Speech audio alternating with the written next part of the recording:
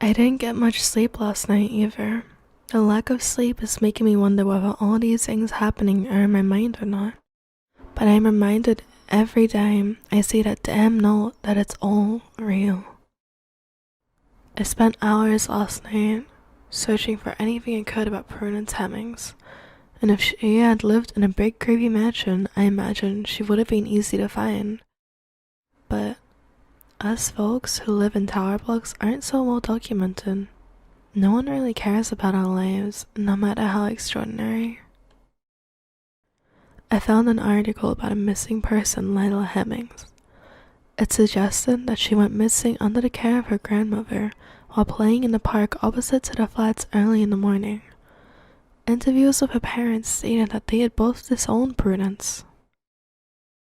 Despite the many years that had passed since Lila's death/disappearance, her parents appeared to have remained unforgiving of Prue. There was no mention of her on either of their social media accounts, and she appeared to have no involvement with the children they had acquired since. Searchers for the Hemming families in the local area were equally dead ends.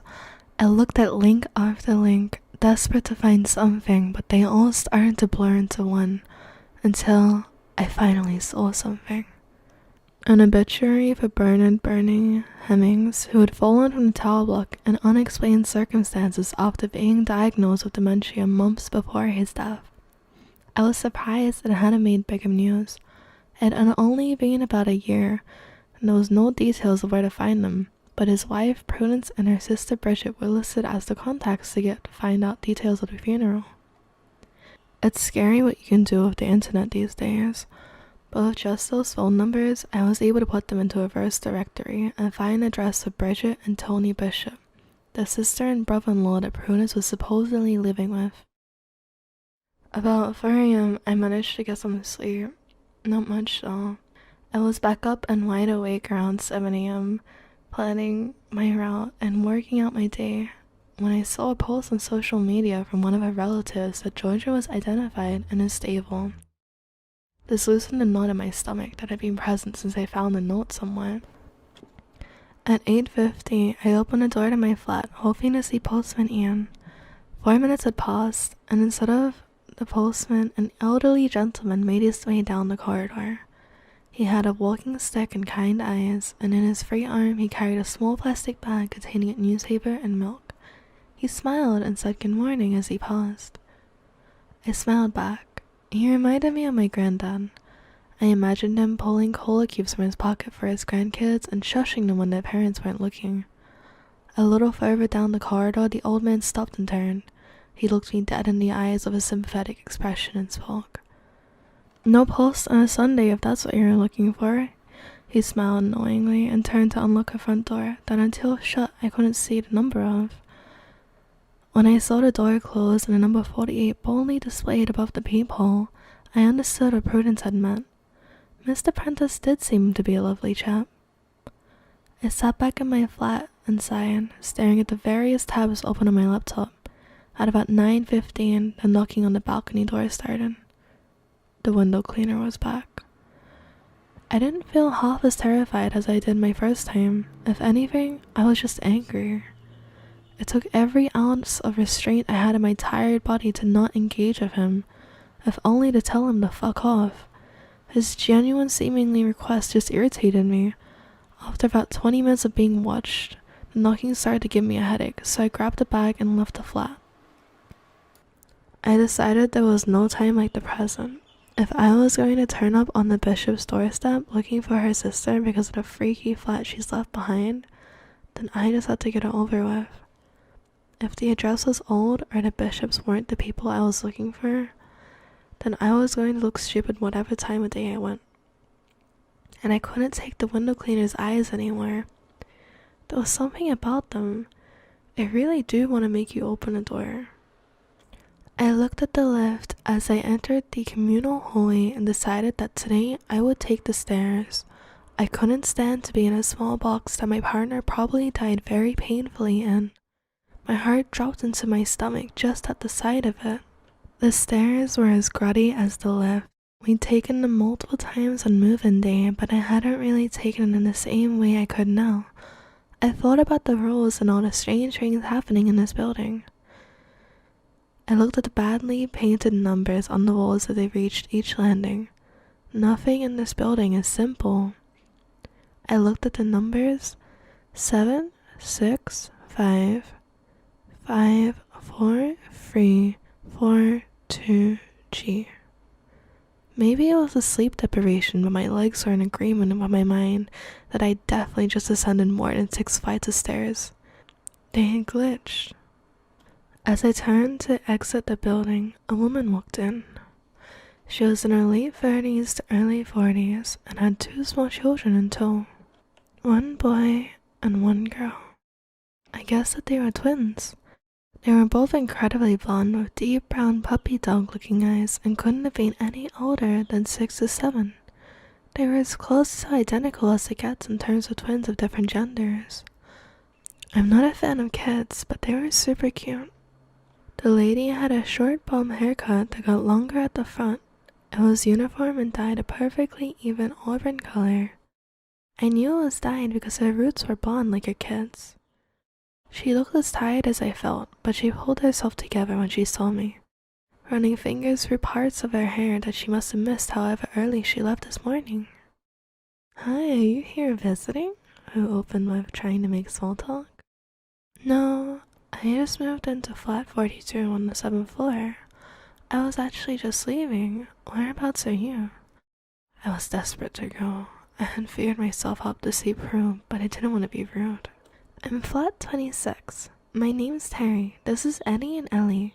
She gestured to the 2 small children hiding shyly behind her skirt. Welcome to the block. If you ever need anything, please feel free to give me a shout. My name is Katie, but people call me Kat too. That's really kind of you. Thank you. I will. Hey, is there something wrong with the stairs? I stopped myself before going into detail. Nothing wrong, they just skip sometimes, she answered, shrugging. Well, I'd love to stop and chat, but I actually really need to get going. It was nice to meet you, Terry. I tried to work out what was wrong with the children as I stepped forward to walk away, still baffled by the stares. By the way, we have a residence committee. You should come join us to one of our meetings. They're every Tuesday in alternating flats. This Tuesday is at Molly Jefferson's place in flat 41. Come along. We'd love to have you, Terry suggested, waving me off. I walked out the doors, after my encounter with Terry feeling sick. Every minute in this place made the note more real. Every word jumped off the page and into my life, made it more likely that Jamie was really gone. I rode the bus and was stopped not too far from the flats. It felt like it took an eternity just to reach the little suburban area I was looking for. A 5-minute walk away from the bus stop I got at, and I was staring at a quaint little bungalow belonging to Bridget and Tony Bishop. I knocked on the door. The lady who opened it was unsteady on her feet. She was probably in her late 70s with wispy white hair, neatly scraped back into a bun. 2 strands left hanging that just softened her wrinkled face. She wore a dusty rose-colored dress that hung just below her knees and smelled of stale cigarette smoke. Can I help you? She asked me bluntly. My name is Kat. I'm looking for Prudence Hemmings. Her eyes widened slightly. Why? She asked bizarrely. Is she here? It's private. The lady ushered me into the house and sat me down on a sofa. Within minutes, there was a cup of tea in front of me. She didn't say anything to me for a while. We just looked at each other. But then, she finally broke the silence. I wondered if you'd try and find me. It took me a long time to decide whether to leave that note or not, but I decided that you deserved a good head start. That's more than I ever got. The woman was Prudence. She was nothing like I had imagined. She seemed tough and hardened and spoke with a mostly blunt tone. She contributed before I could answer. Terry called me not too long ago. Told me that she had met the new tenant. She did say he looked shaken up. and said that my note may have not been enough. I did say it didn't fit everything on there, and the stairs didn't seem too important. The committee wanted to organize a meeting with you on your move-in day, but I told them that was intrusive. The whole committee thing always seemed a bit excessive to me anyways. She spoke flippantly, like it was nothing. It may have been intrusive, but we needed a warning. We spent the night in the place before I found your note. My boyfriend had already left for work at 3:15 and taken the lift. He didn't know. I broke as I told her what had happened. Her face dropped, and so did my hope for Jamie. I'm so sorry, I really don't know what to say. I thought my note would reach you in time, she mumbled, her face to the floor, refusing to look at me as tears streamed down my face. He's gone, isn't he? I didn't want to accept it, but I spoke to the postman, and your face says all that it needs to. The postman said there might be a way I can have him back. I bit at her, devastated and angry. He's gone, and you can't have him back. What Ian is referring to isn't what you think. There's a way to get people back from the lift, but not as themselves. Trust me, I learned the hard way. Once they go back, you can't reverse it. I'm sorry about your man, but he's gone forever. Don't dig into the other way. To be gone forever is luckier than the alternative. And she still won't look up from the floor. What do you mean? I don't want to talk about it. I said in a note that there are things I'd rather not discuss, and I need you to respect that, or I won't be speaking to you at all. Now move on and ask what you need to ask. Prudence cut me off. I decided not to push the topic further, and I moved on to some other things that I needed to know. What's the deal with Terry's kids? They seem sweet and normal. Those little demon creatures are anything but normal, she answered, wincing slightly at the thought of them. When she went into labor, Terry never made it to a hospital. They were the first children ever to be born inside the building. And with everything that goes on, it's like something's rubbed off on them. They're average children in the daytime, but they never sleep. Ever. Poor Terry hasn't had a day's rest since they were born. They also really love to steal birds and rats, and they find the cats playing with and torment them. It really annoys the cats. As she finished speaking, a small hairless cat strutted out from behind an armchair across the room, meowing softly. It brushed its head up against Prue's exposed legs, leaving scorch marks where it touched. She didn't react. She reached down and stroked the top of its head, smiling as it purred. And those? I asked, my eyes stuck to her now badly burned legs. She chuckled, pulled out a dish and lit a cigarette, tapping the top layer of ash into a small silver dish in front of her. She offered me one and I took it gladly. They've always been my good friends. I couldn't leave the building without bringing a part of home with me. This little guy is Damon. He's seen some things, she gushed, not taking her eyes off the cat. Where did they come from and why are they everywhere? I asked. I watched her in disbelief as the burn subsided. It seemed impossible, but I looked at my arms where I had picked up the cat the night before, and there was no evidence that it ever happened. They didn't even appear sunburned. No one really knows. They started to appear after the fire, a few years after I'd moved in. It was rumored that they were the pets of the residents that burned, and that's why they had no fur. But I don't think that's true. I interrupted. I met one of those neighbors last night. She said her name was Natalia. She almost killed my best friend. You're crazy if you think your note was enough of a warning, I ranted emotionally. Look, girl, if I had made a song and a dance about warning you, then you would have thought me crazy and challenged the rules. You'd have been dead already. Be grateful you got anything, because I didn't. I had to work it all out.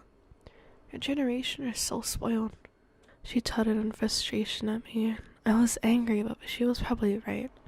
An elderly lady telling me rat-like creatures would kill my boyfriend on a lift would have probably gotten some loss from me a few days ago. I stayed quiet and I waited for her to calm down. And after a while, she sighed and started again. I think the cats are the neighbors that burned. They never meant any harm, and they hiss and run from the imposters that roam the building. Besides, there's no way that many cats are living on one floor. The imposter people don't even match up with the residents that died in the fire. None of them look like or claim to have the same name as the dead. They just claim to live in their flats. I've met Natalia before. She left a bad scar on Bernie's leg from an incident we had. Nasty girl. Before the fire, there was CCTV, and there was a recording saved of about 15 people marching into the flats and up to that floor about half an hour before the fire started.